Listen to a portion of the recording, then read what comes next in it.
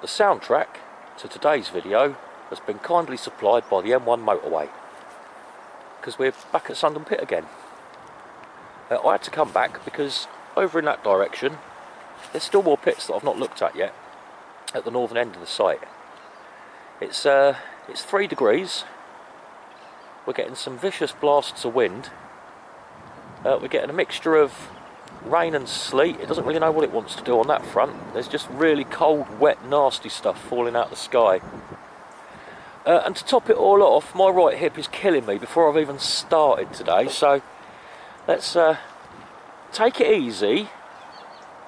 Now luckily I can take it easy here because it's not that much of a walk really, and it's a nice slow walk because there's going to be little bits and pieces for me to look at along the way.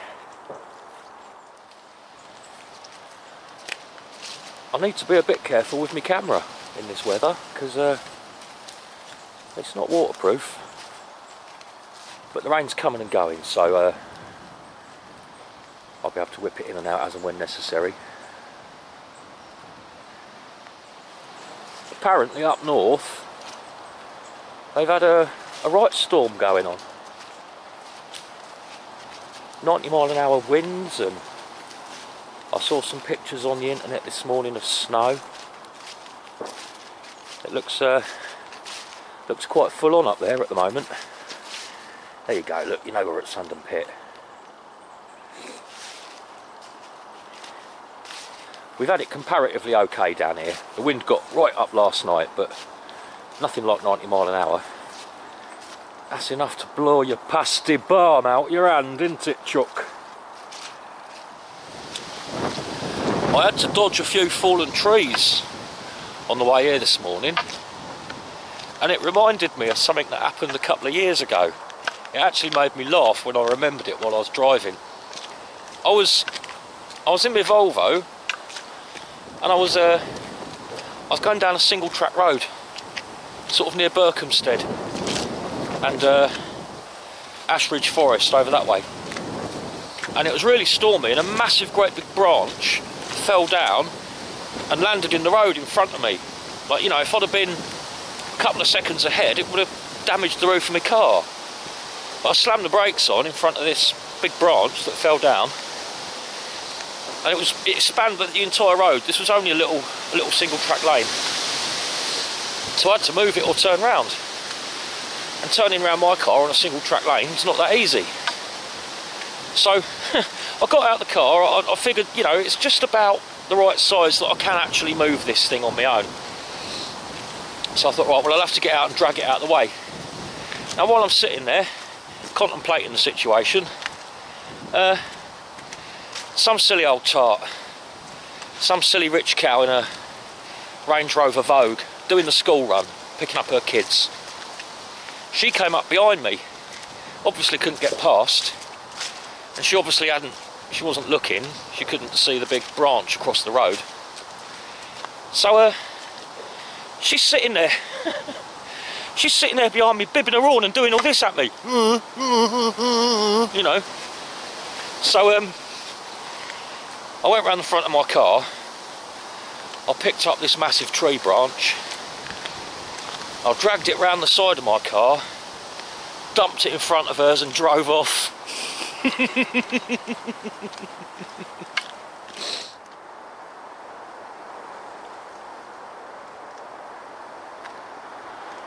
No, it can't be far at all now.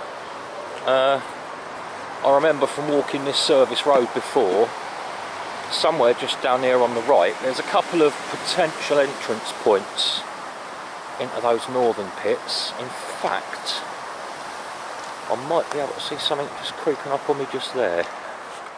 Yeah, this looks, well, it's a path, isn't it? And it's headed in the right direction. North of the service road, that's what we want. Now, I think I'll go up and see if it just confirms that I am where I hope I am. Oh, I'm going to need 2 hands, back in a sec.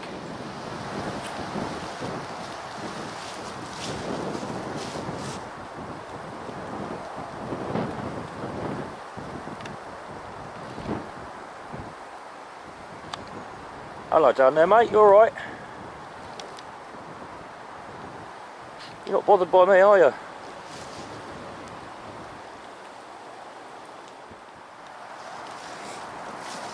Very, very slippy. Glad I got my stick. I'd be a bit stuffed without it, to be honest. Oh yes, yes, yes, I can see. Okay, let's...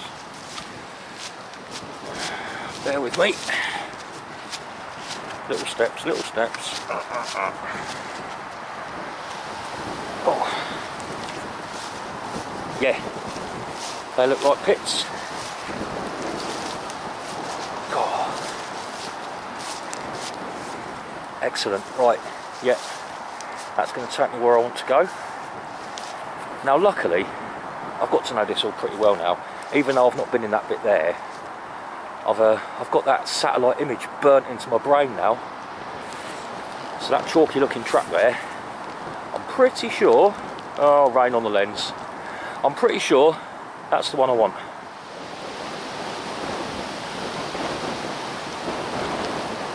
As for getting down there, I'm not quite sure. Go this way. Oh, this wet chalk is an absolute nightmare. I'm actually going to have to see if I can kind of... I'm sort of down on the... crouching down, see if I can just sort of slide. There we go.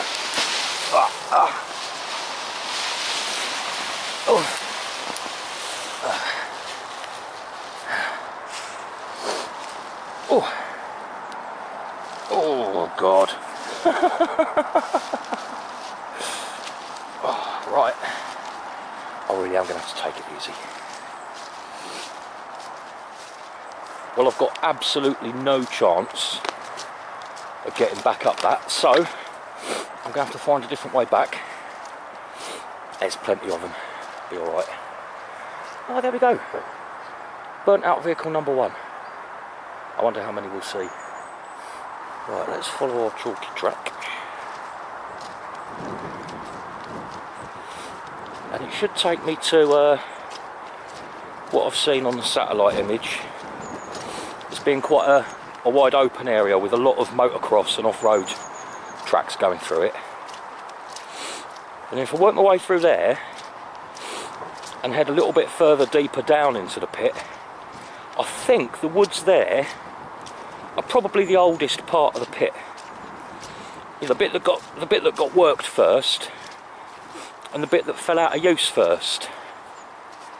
So that's potentially the oldest part of Sundon Pits that I'll be looking at. I'm sure there'll be something there. There'll be the remains of some sort of little work sites, or possibly a railway siding, or we'll see what we find.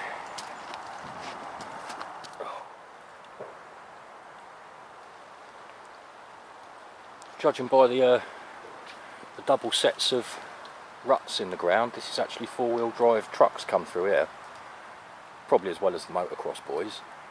But I just stuck my stick in there, and that's about 75 centimetres deep. They got themselves some great little tracks down here.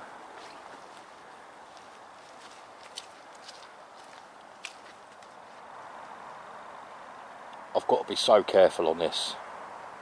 It's so slippery. And these big deep ruts in the ground. Very slowly.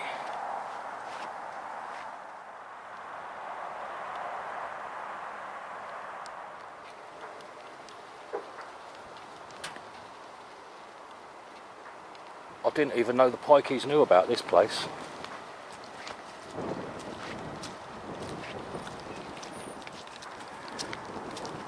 Now the rain's actually potentially getting a bit much for my camera here, so I'm just going to very quickly give you a little view of this, I don't know, what do you call it? The Burnout pit.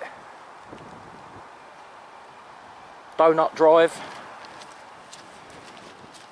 There's a lot of fun being had here by the looks of it. As far as I know, I'm sort of headed west at the moment. that's south. And that's going to take me down into the woods. So hopefully, I'm going to put my camera away now. Hopefully once I'm down in the woods, I'll be able to get the camera out without fear. Although I tend to treat these Altbergs as my summer boots, actually they're holding up extremely well in the cold and the wet. They're nice and warm, and I've been going through puddles as deep as the boots and they don't leak. I might have a little experiment and see how long I can keep wearing them before I need to pull out the old Austrian Army mountain boots for the winter. Here's a nice little spot to sit down and clean up the camera. Hello there, little fella. Have you followed me down from the allotment?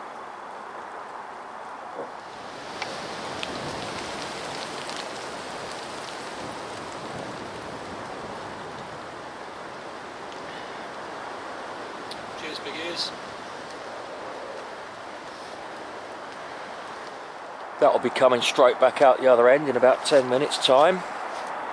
I've noticed around here actually, there's bits of structures, look. That's what I was just sitting on there. And there are some trees which seem large, as though, you know, they are, as I suspected, a bit older than the rest. I can see down here, more in the way of brickwork. It's getting deeper and deeper and deeper. Just keep descending and descending. Of course I've got to walk all that way back up again to get back to the car. This looks like quite an interesting little spot actually. I'm not doing a great job of keeping the camera dry. It's slightly better in here in the woods, but there's no leaves on the trees, so it doesn't make a huge difference. Well, I'm looking forward to winter proper.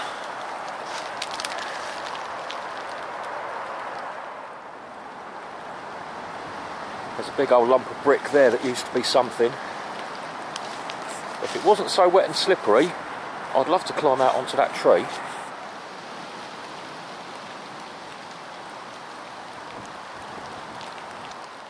I'm seeing quite a few bits and pieces of brick around here. I'd say we're definitely in one of the little sort of industrially bits.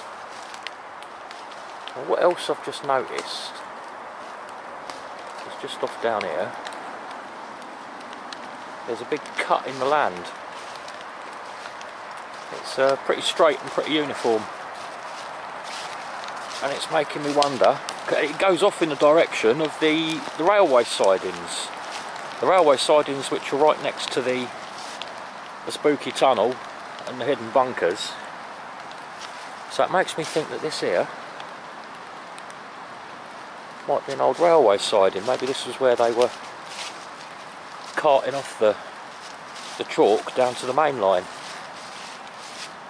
I can see more brickwork as well. Descending and descending.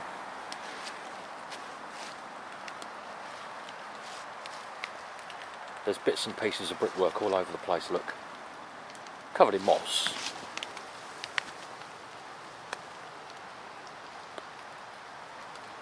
You see how straight and uniform that is? I'm going to follow this, and I'm fully expecting it to take me down to the railway track.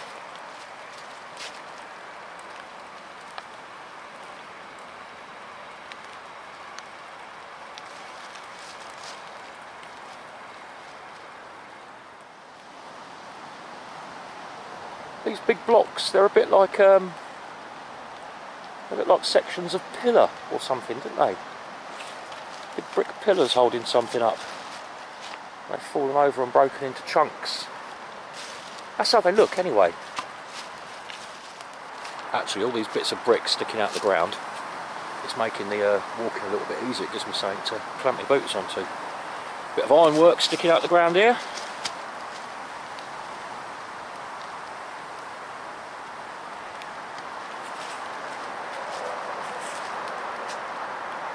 What's that going on there? That looks like it might be. I've stumbled across them a few times here and at Sundon Pit. In the middle of all the chalk, you'll get a whacking great big rock that they have to quarry around, and they leave the rock just sitting there. Actually, if you want to go back and watch the Sundon Pit video, there was some very strange looking rock in that. Massive great big lumps of it. And at first I thought it was concrete, because it, you know, it was made up of, you know, lots of little composite bits and pieces all stuck together, which I had to think concrete, but in hindsight I don't think it was. It's some sort of natural rock. Yeah, I wish I knew a little bit about those rocks. I did do a quick Google search by the description of how the rocks looked, you know, because I clearly don't know what the hell I'm looking at. I did a search on something like rocks found in chalky places made up of loads of little bits all stuck together. Needless to say, I didn't really get anywhere with that. Looking back, you can see what I'm presuming to be a little sideline for ferrying the chalk down. I'm seeing slightly less of the brickwork here. Oh, I say that. Ha! I'll tell a lie. Look.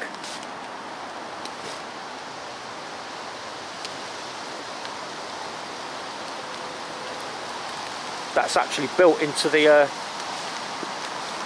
that's built into the side of this cutting that I've been walking along. I think that was a platform.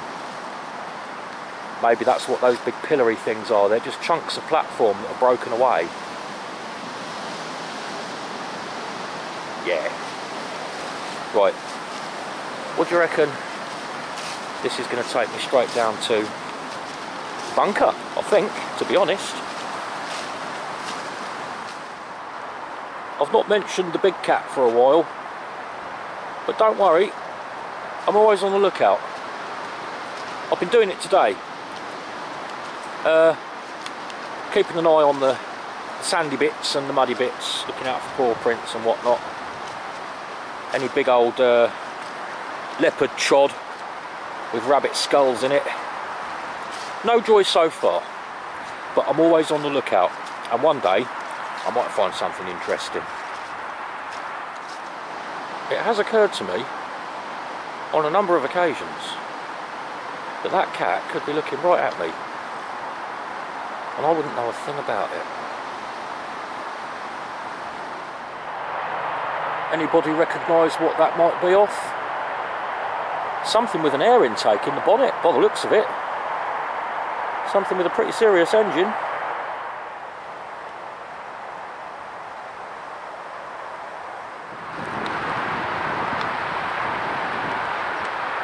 There's that horrible, creepy feeling little M1 bridge that I didn't want to cross that time. Nasty feeling down there. Tactical asked me in the comments. He said, like, you know, do you ever get feelings from places like that? And I do. Generally, the first time I come across them. And that one over there, that gave me the chills. Especially on the way back when I saw all those signs from the Samaritans and, oh God, not a nice place. It does make you wonder if maybe it's something similar to ghosts or whatever. It does make you wonder if things can linger. You know, who knows what's happened on that bridge in the past. What a waste. Who dumped that? That's a perfectly decent, large trailer. Just needs some new wheels on it. That's a good trailer. Why's somebody dumped that down here? Oh, if I could get my Volvo down here, I'd have that.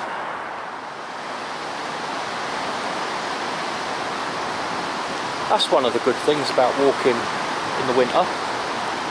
You can walk places that you've been a million times before, but in every season it's different. You don't get bored, there's always new things to see, and once winter comes, you lose all the foliage, you start to see things off in the bushes that you couldn't see in the summer. So I just got drawn over by these concrete slabs. Asbestos, anybody? But look, beyond the asbestos, I found another little entrance.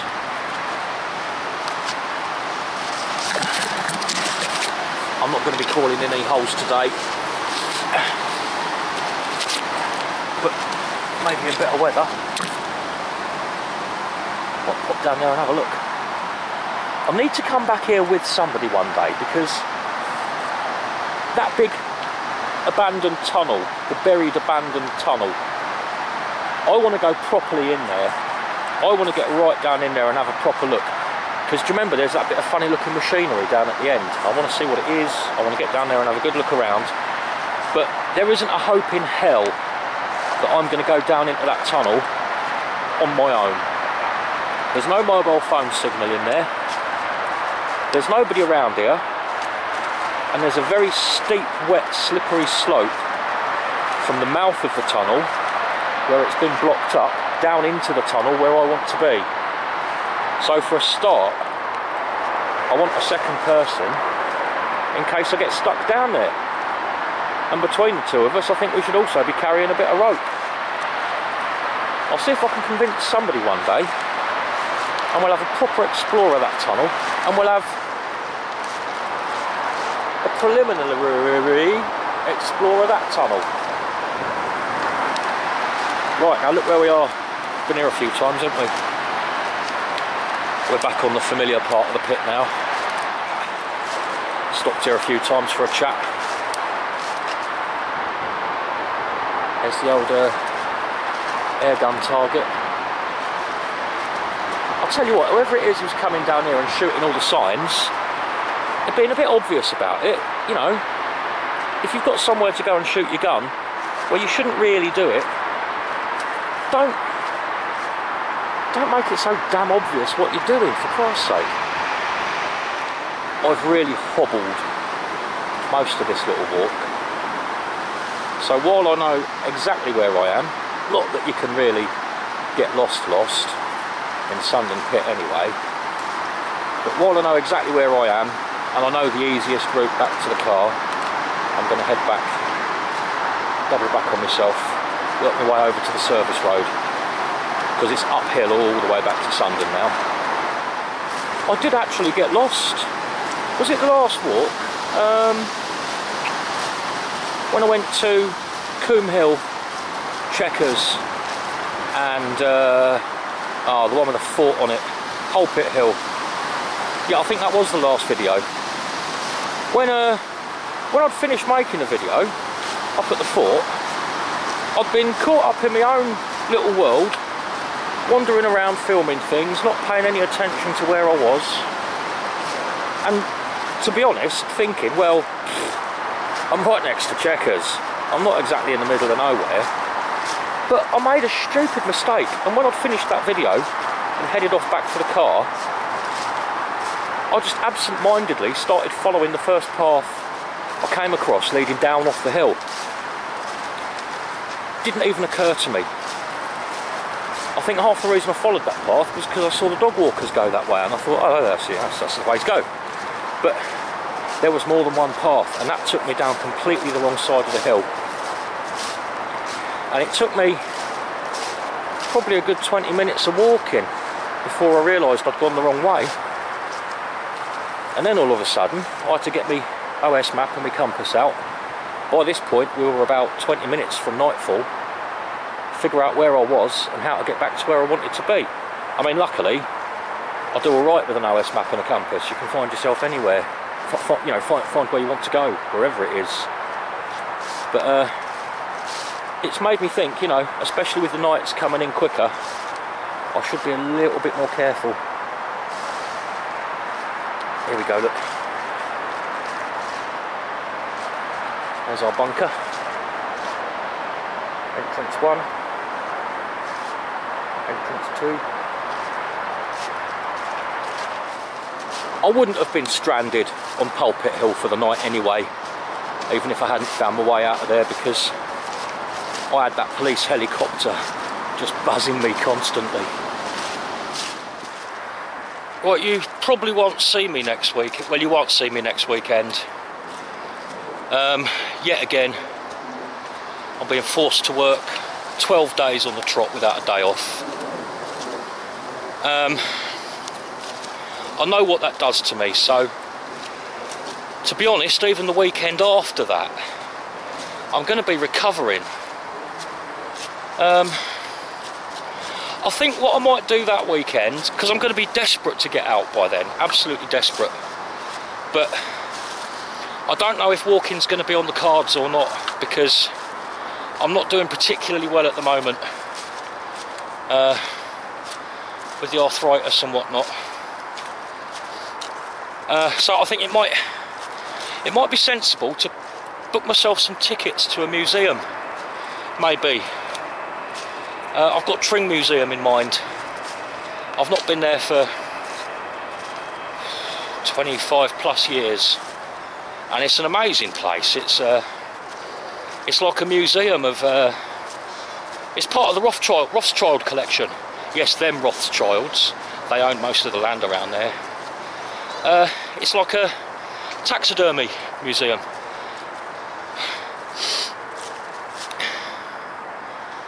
I thought I saw a rabbit.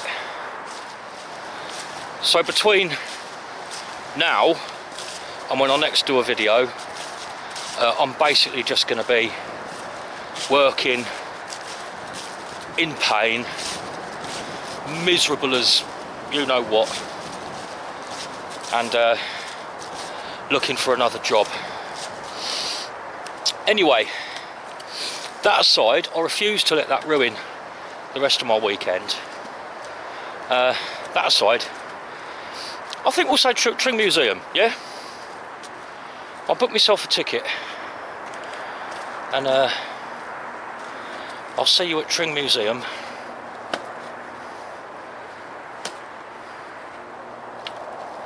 That was good, wasn't it? I'll see you at Tring Museum in 2 weeks. Take a look at this.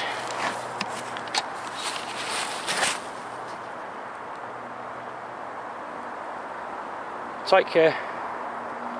See you all later.